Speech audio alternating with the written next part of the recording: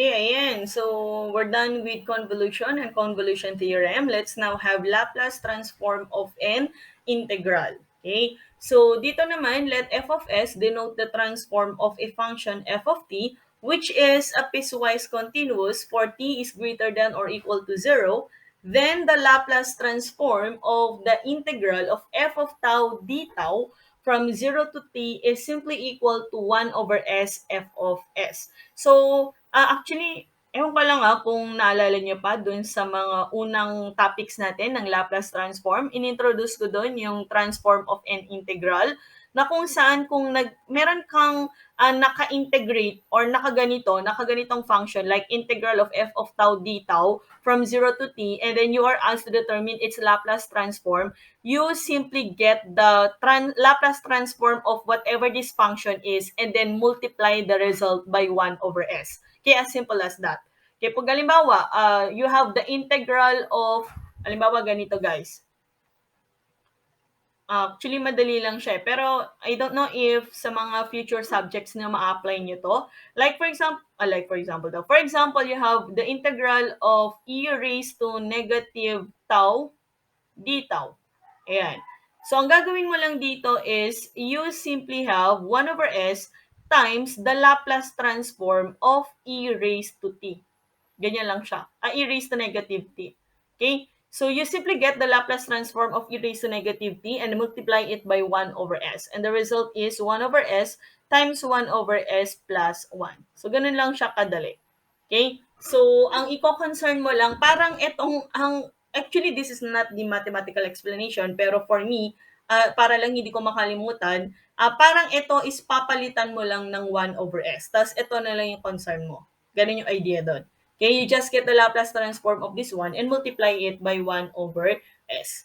Okay?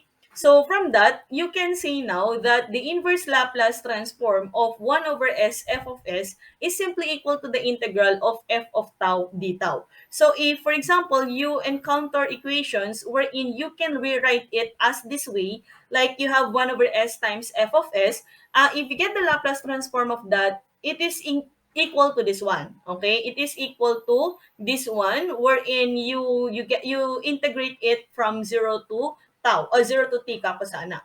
Okay, so we have an example here.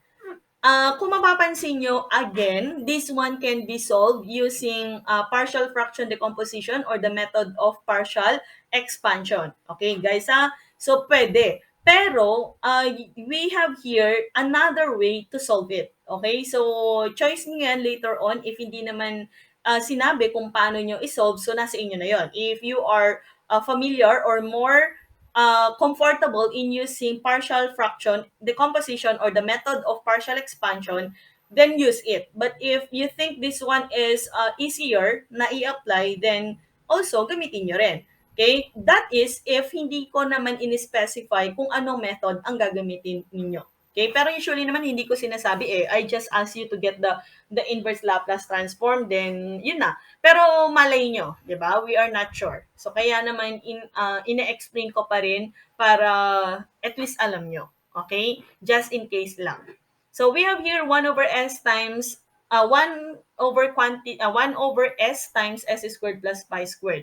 Kung partial fraction decomposition ang gagamitin ko dito, this one will be equal to a over s plus bs plus c all over s squared plus pi squared. Yun yung equation ko. And then, isolve ko na yung ABC and then i-Laplace ko na and so on. Okay? Pero dito, hindi. The first thing that you're going to do is to get the inverse Laplace transform of 1 over s squared plus pi squared. Kung mapapansin nyo, iniwan ko si 1 over s. Or, tinanggal ko. Parang hindi ko muna siya pinakialaman. Diba? Kagaya lang nung explanation ko kanina, if you have the Laplace transform of this one, hahayaan mo lang tong 0 to t, parang papalitan mo lang yan later on ng 1 over s. Tapos you simply get the Laplace transform of this one. Dito naman, parang ganun lang yung idea. Kung mapapansin nyo, pinactor out natin si 1 over s, tapos yung natira, yun yung i-consider nating f of s natin. Okay? So, ito therefore, itong equation na to is equal to this one. is equal to 1 over s f of s. So from that, we can say that our f of s is simply equal to this one. Ito lang yung f of s natin. So yan lang yung kukuhanan natin ng inverse Laplace transform. Yung existence ng 1 over s simply tell you that this is what you are going to equate once you get the inverse Laplace transform of this one. Okay, yun yung parang basehan mo. Oy, may 1 over s. Pwede kong gamitin si integral ng f of tau d tau from 0 to t. Parang ganun yung idea doon. Okay? So kaya naman, after getting the inverse Laplace transform of f of s lang guys, hindi kasama si 1 over s, you can now determine the inverse Laplace transform of the whole equation, or that is 1 over s f of s. So by how? By equating it to the integral of f of tau d tau from 0 to t. Okay, so yan na yung equivalent niya. Kaya naman, nung eto na, ang kinuhanan natin ng inverse Laplace transform at hindi na lang ito, ang ginawa natin is inintegrate natin yung inverse Laplace transform ng f of s, pero pinalitan natin yung t ng tau. And then we integrate it from 0 to t. So yun yung unang step. Kunin mo yung inverse Laplace transform ng f of s. Ng f of s, hindi kasama si 1 over s. Okay? After that, i-integrate mo siya, okay? Integrate mo yung kunwari yung inverse Laplace ng f of s natin is f of tau, f of t. So i-integrate mo si f of t pero replace t by tau. Okay? So kaya naman instead of having 1 over pi sine pi t, we have 1 over pi sine pi tau d tau. And then the limit will always be equal to 0 to t. Okay? So laging ganyan ang limit natin. So if we integrate this one, we factor out 1 over pi. And then the integral of sine pi tau is simply equal to 1 over pi times negative cosine pi tau. Okay, so ito yung integral, itong si integral ng sine pi tau is equal to this one. Okay, and then applying the limits, of course, and then factoring out negative 1 over pi squared, you now have cosine pi t minus cosine 0. And then cosine 0 is equal to 1. So if we multiply this negative 1 sa loob, you will now have 1 over pi squared times 1 minus cosine pi t. So naging positive yung 1 natin guys kasi yung negative na nandito nawala dito. So parang pinasok natin yung negative. Okay? Kaya naman naging negative si cosine pi t tapos naging positive si cosine 0, which is 1.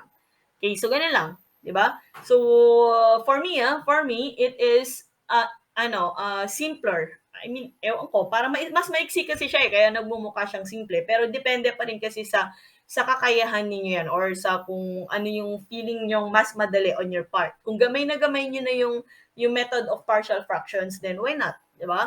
Pero if you want to check whether we got the correct answer or not, you can solve this one using partial fraction decomposition. Okay? And then check whether they have the same answer. But actually, pareho yung magiging sagot. Okay? So another example is this one. We have s plus 1 over s to the fourth plus 9s squared. So as you can see, this one, etong si given natin can be rewritten as this one. Diba? So, yan? Dalawang 1 over s yan. Diba? Dalawang parang ang idea dyan is ganito. Dalawang beses mo, ang una mong gagawin is, i-simplify mo muna si 1 over s times, times s plus 1 over s squared plus 9. Okay, s plus 1 over s squared plus 9. Yan. Di ba ito yung given? Okay, which is equal to s plus 1 over s to the fourth plus 9s squared. Di ba ito yung given? Pero, i-rewrite mo siya ng ganito. So, ang gagawin natin, isolve muna natin ito. Ayan. So, kapag na-solve natin yan, magkakaroon tayo ngayon ng function. Kapag nakuha natin yung inverse Laplace transform nito, yung result, siya namang magiging function mo pagdating sa dito. Okay? Parang kunin muna natin to, tapos parang palabas yung solution natin. Pero para mas maintindihan niyo, dito tayo. Medyo mahirap Okay, so tingnan nyo, sabi ko dito, let us first solve for s plus 1 over s. Ayan guys ha. Instead na ka s squared, sabi ko nga, ito muna, yung nasa loob muna. Okay? Palabas tayo.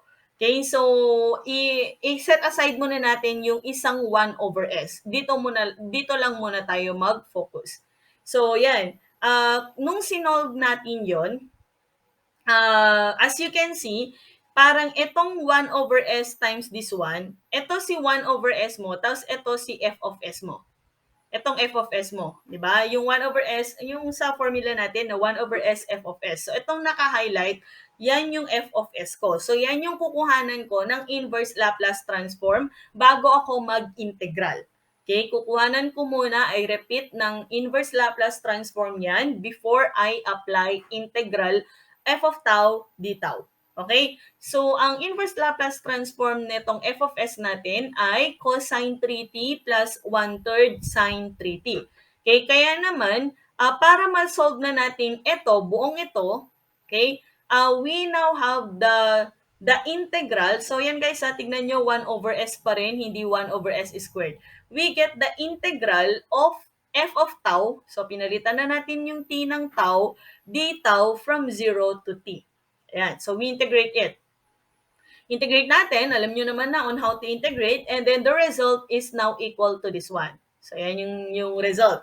Ngayon, ito na yung sinasabi ko. Ito yung result para sa 1 over s, saan yan? 1 over s times s plus 1 over s squared plus 9. Yan yung result. Kaya naman, yung result na yan, i-integrate lang natin ulit using integral of f of tau d tau. Parang nagkaroon lang tayo ng double integral. Okay, parang ganun yung dating niya. So, i-integrate natin ulit siya. Okay, para naman, ang result na is yun na yung sa 1 over s squared. Okay, so kung mapapansin nyo, no, 1 over s squared na, hindi na 1 over s. Kasi pangalawang beses na natin tong i-integrate.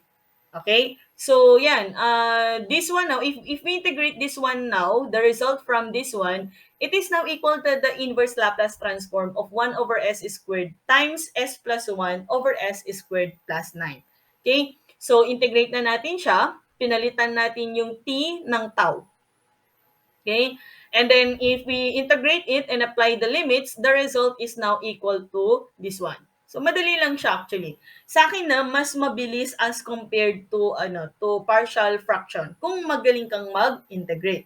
Yun pa pala ang concern natin dito. Dapat magaling ka mag-integrate. Okay? So, let's check if may time pa before we, yan, mahaba pa pala oras.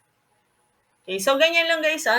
As for how to integrate, i-review nyo na lang yung integral calculus nyo guys ha.